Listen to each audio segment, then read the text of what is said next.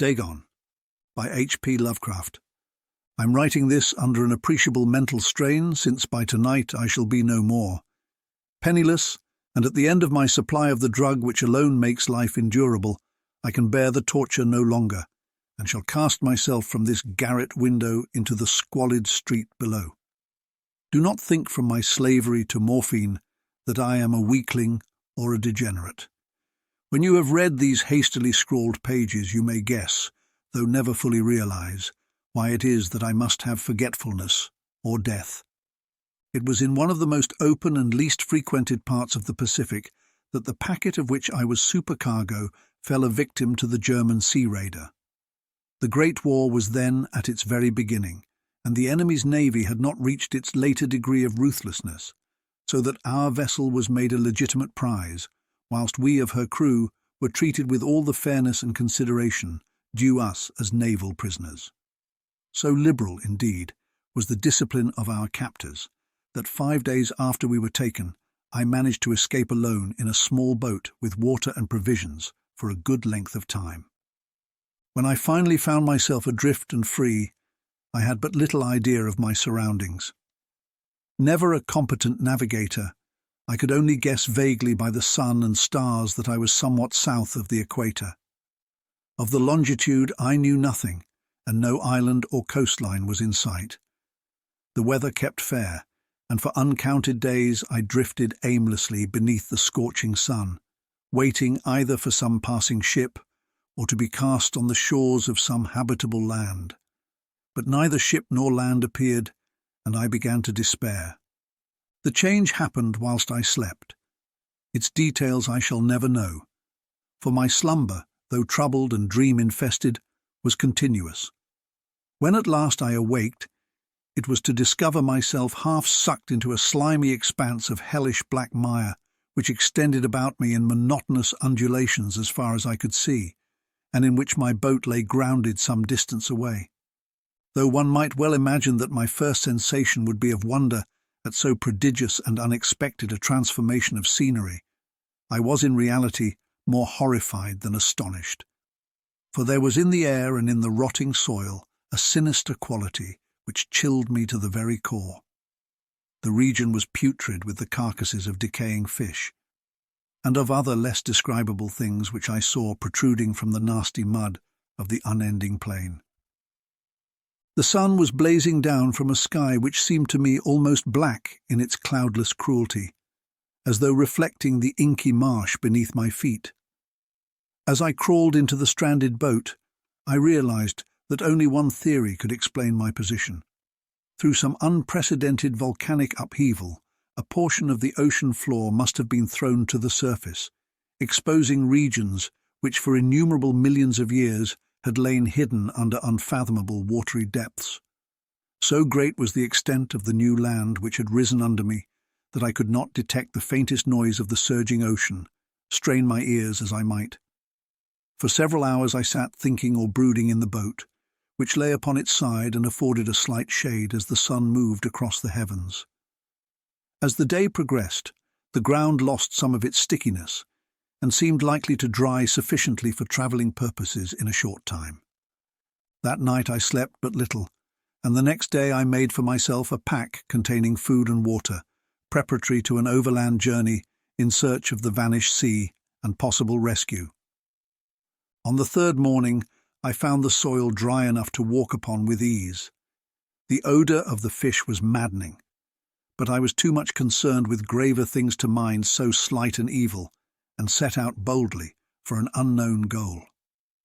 All day I forged steadily westward, guided by a far-away hummock which rose higher than any other elevation on the rolling desert.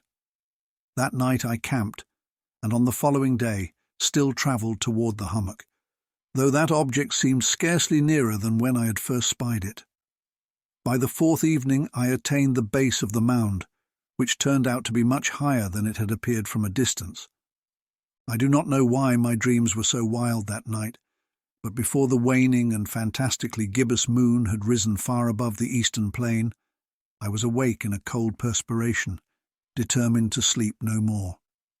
Such visions as I had experienced were too much for me to endure again, and in the glow of the moon I saw how unwise I had been to travel by day. Without the glare of the parching sun, my journey would have cost me less energy. Indeed, I now felt quite able to perform the ascent which had deterred me at sunset. Picking up my pack, I started for the crest of the eminence. I have said that the unbroken monotony of the rolling plain was a source of vague horror to me. But I think my horror was greater when I gained the summit of the mound and looked down the other side into an immeasurable pit or canyon, whose black recesses the moon had not yet soared high enough to illumine. I felt myself on the edge of the world, peering over the rim into a fathomless chaos of eternal night. Through my terror ran curious reminiscences of Paradise Lost and of Satan's hideous climb through the unfashioned realms of darkness. As the moon climbed higher in the sky, I began to see that the slopes of the valley were not quite so perpendicular as I had imagined. Ledges and outcroppings of rock afforded fairly easy footholds for a descent, whilst after a drop of a few hundred feet, the declivity became very gradual. Urged on by an impulse which I cannot definitely analyse, I scrambled with difficulty down the rocks and stood on the gentler slope beneath, gazing into the Stygian deeps where no light had yet penetrated. All at once my attention was captured by a vast and singular object on the opposite slope, which rose steeply about 100 yards ahead of me, an object that gleamed whitely in the newly bestowed rays of the ascending moon.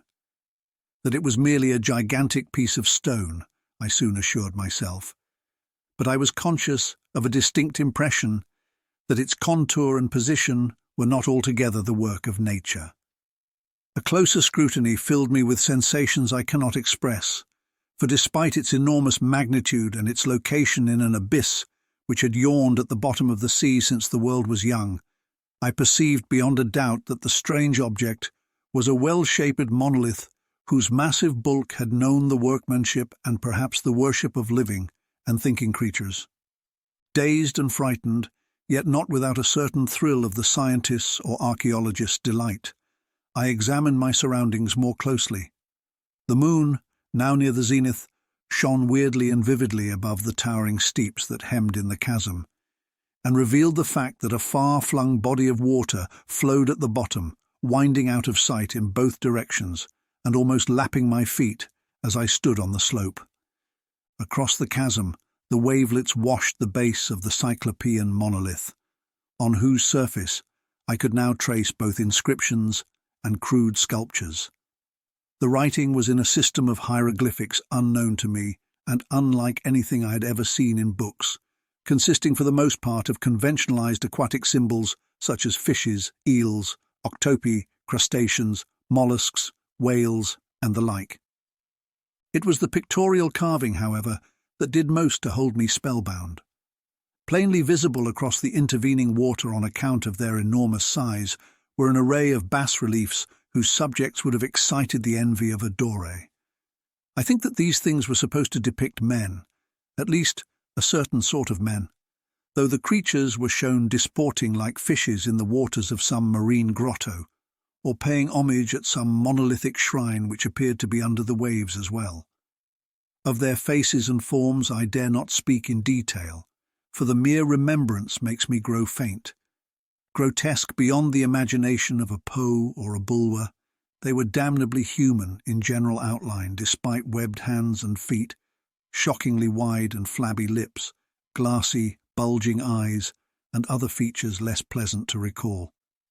Curiously enough, they seem to have been chiselled badly out of proportion with their scenic background.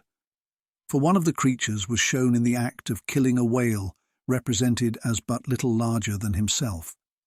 I remarked, as I say, their grotesqueness and strange size, but in a moment decided that they were merely the imaginary gods of some primitive fishing or seafaring tribe, some tribe whose last descendant had perished eras before the first ancestor of the Piltdown or Neanderthal man was born. Awestruck at this unexpected glimpse into a past beyond the conception of the most daring anthropologist, I stood musing, whilst the moon cast queer reflections on the silent channel before me. Then suddenly I saw it. With only a slight churning to mark its rise to the surface, the thing slid into view above the dark waters. Vast, Polyphemus-like and loathsome, it darted like a stupendous monster of nightmares to the monolith, about which it flung its gigantic scaly arms, the while it bowed its hideous head and gave vent to certain measured sounds. I think I went mad then. Of my frantic ascent of the slope and cliff, and of my delirious journey back to the stranded boat, I remember little. I believe I sang a great deal and laughed oddly when I was unable to sing. I have indistinct recollections of a great storm some time after I reached the boat. At any rate, I know that I heard peals of thunder and other tones which nature utters only in wild and terrible moods. When I came out of the shadows, I was in a San Francisco hospital, brought thither by the captain of the American ship, which had picked up my boat in mid-ocean. In my delirium, I had said much, but found that my words had been given scant attention. Of any land upheaval in the Pacific, my rescuers knew nothing, nor did I deem it necessary to insist upon a thing which I knew they could not believe. Once I sought out a celebrated ethnologist, and amused him with peculiar questions regarding the ancient Philistine legend of Dagon, the fish god. But soon perceiving that he was hopelessly conventional, I did not press my inquiries. It is at night, especially when the moon is gibbous and waning, that I see the thing. I tried morphine, but the drug has given only transient surcease and has drawn me into its clutches as a hopeless slave. So now I am going to end matters, having written a full account for the information or the contemptuous amusement of my fellow men. Often I ask myself if it could not all have been a pure phantasm, a mere freak of fever, as I lay sun-stricken and raving in the open boat after my escape from the German man-of-war. This I ask myself, but ever does there come before me a hideously vivid vision in reply. I cannot think of the deep sea without shuddering at the nameless things that may at this very moment be crawling and floundering on its slimy bed, worshipping their ancient stone idols and carving their own detestable likenesses on submarine obelisks of water-soaked granite. I dream of a day when they may rise above the billows to drag down in their reeking talons the remnants of puny, war-exhausted mankind, of a day when the land shall sink and the dark ocean floor shall ascend amidst universal pandemonium. The end is near.